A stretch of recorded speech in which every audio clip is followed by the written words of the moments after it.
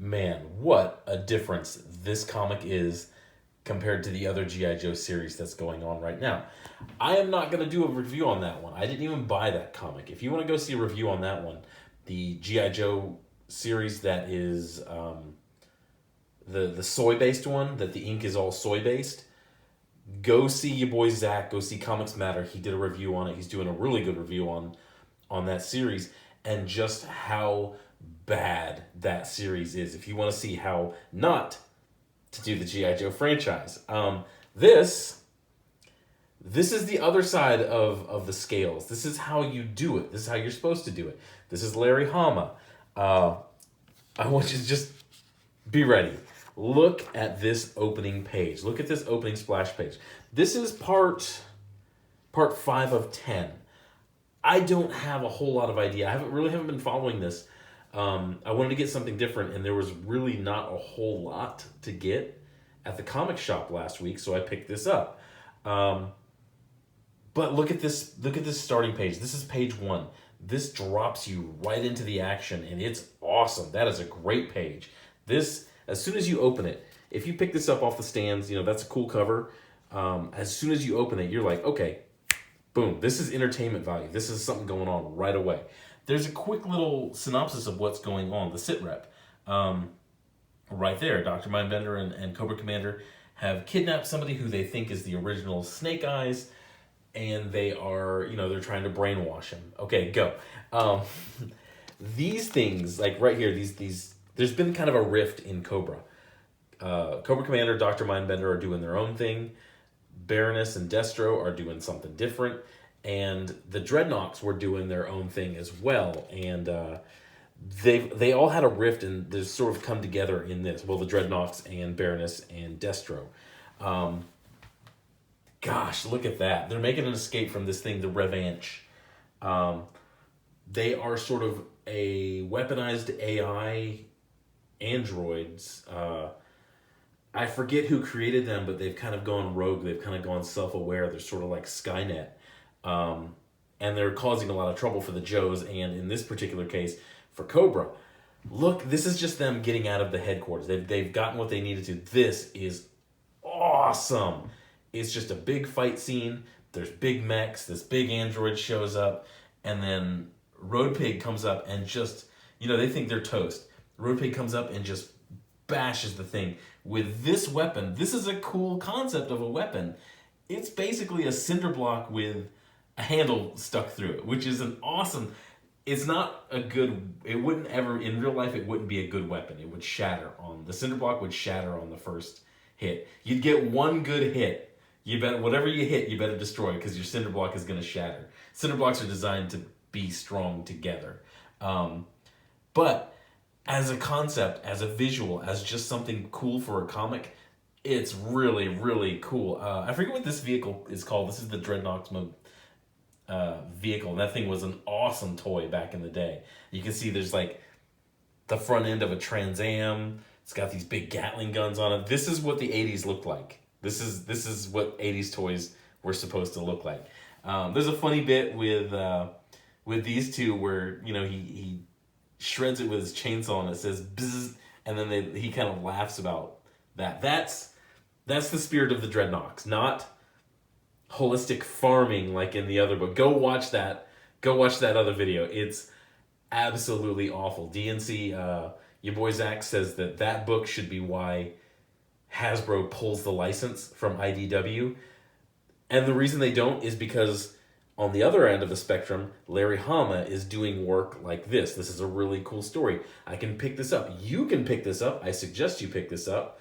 I'm going to start picking up the other pieces of this because look at this. I just dropped in. Like I said, I dropped in on issue 5.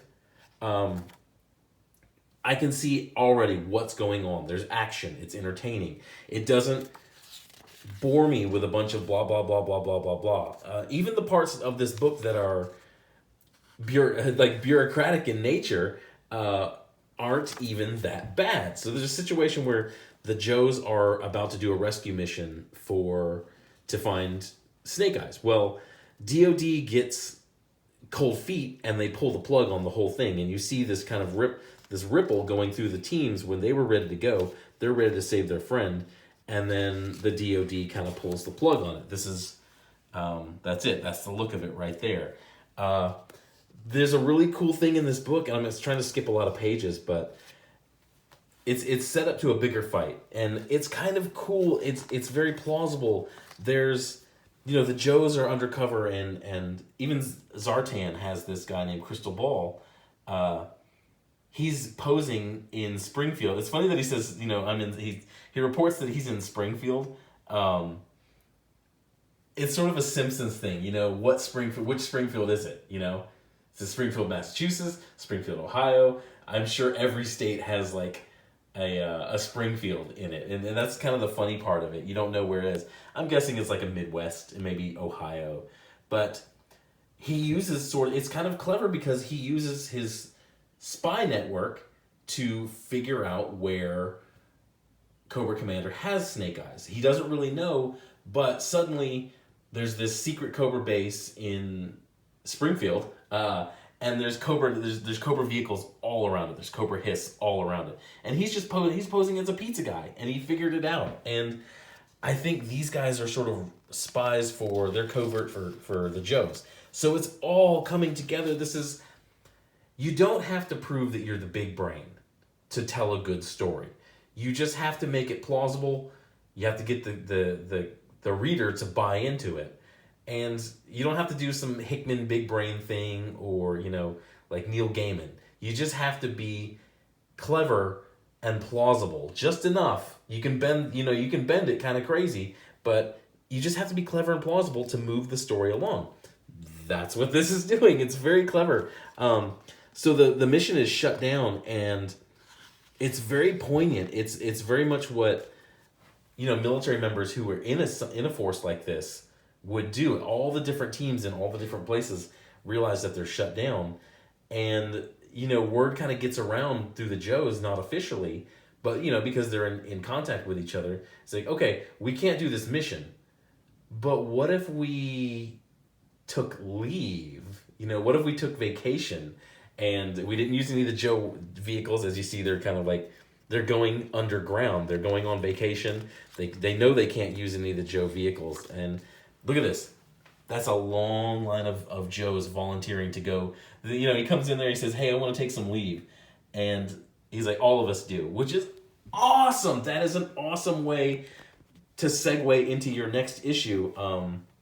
Speaking of next issue, look at that cover. That's a great cover. These guys, the G.I. Joe, it's really crazy how it's the same franchise. It's not the same universe, but it's the same franchise. It's the same characters. The theme and the feel and the quality of execution between, this is the book you should be buying, Real American Hero, G.I. Joe, RAH, between this one, which still has the originator of Larry Hama of G.I. Joe, the care and the enthusiasm and the love of these characters. And then you get things like the other G.I. Joe series going on right now that's just called G.I. Joe. And it's a paycheck. They don't care. They don't love the character. They're just writing this until they get to write an episode of something for Netflix or some crappy Crackle TV show. It's baffling that IDW would allow this deep of a variation in the quality between the two series. I mean, at some point, somebody at IDW's got to say, okay, Real American Hero is a solid book every month. This other book that we keep trying is crap. We did it with Aubrey Sitterson. It was crap. This new series that we have going on, also crap. What I'm saying is Larry Hama, somebody at IDW, if they're interested in making money, should turn to Larry Hama and say, okay, you're going to manage both books. You don't have to write them all, but we want you to manage them because you have the enthusiasm, you have the love, you know the lore. It's a simple fix, but it's so simple. It just seems to elude the comic industry in 2020, which has eluded the comics industry since 2016. It's a really simple formula. Find people who are enthusiastic about what you are paying them to do, not who are doing what you're paying them to do so they can move on to Netflix, or trying to get into Hollywood, trying to get into episode Hollywood. Find people who love the thing, and that's why also on the converse, these Indiegogo, these independent comics are doing so well. I just purchased Earthbound. I cannot wait to get Earthbound. I saw it when it first came out, when it first launched as a Kickstarter, and I kind of stayed away from it because the guy really didn't have a whole lot of pedigree, a whole lot of record of success under his belt. Your boy Zach did a review on it. It was very good. So I'm like, okay, I'm in. I spent my money, and I hope to get that book soon, and I hope to get this. And I hope you go buy this as well. And I really should just add this to my... I'm going to go to the comic shop today. It's Thursday. I know I'm a day late. I'm just going to go add this to my pull list. I might as well just give... Larry Hama is earning the money. He's earning my money. Let me go give him my money. Thanks for watching, you guys. Go have a good day. I'm looking for... I'm going to do some more indie stuff. A lot of my channels... I've kind of decided... I've realized that my channel is going to be a little more devoted to independent creators, whether that be a tabletop RPG, a video game, a comic book. Just if it's indie, if it's coming from, if it's a labor of love from somebody, that's kind of what I'm going to focus this channel on. And I'm going to do a little bit less of the big name, big two comics, because they're just so hollow right now. They're just shells of what they used to be. But and I realize I really do love the independent spirit. And that's what kind of keeps me motivated to do this channel and then to do my own independent work. I got some... Oh, there's no code. There's no notes there. But if you were to see the other side of this, you would see notes on a game that I'm starting to make with Unreal. But anyway, thanks for your time. Thanks for watching. I will get you some updates when I have something a little more tangible on the video game that I'm starting to build. I'll do eventually. I don't know how I'm going to sell it. But anyway, I just want to get it done. Anyway, thanks for listening. Thanks for your time. Go out and buy this. Go out and find some indie stuff that you love, and take a chance. I think that's what 2020 should be about. Take a chance. Our old franchises are so damaged and hollow that we need to start taking chances on new franchises. Like I've done recently, I've taken a chance on getting into Warhammer 40K. And I am absolutely loving it. But that's all I got for this one. You guys go have a good day. Bye.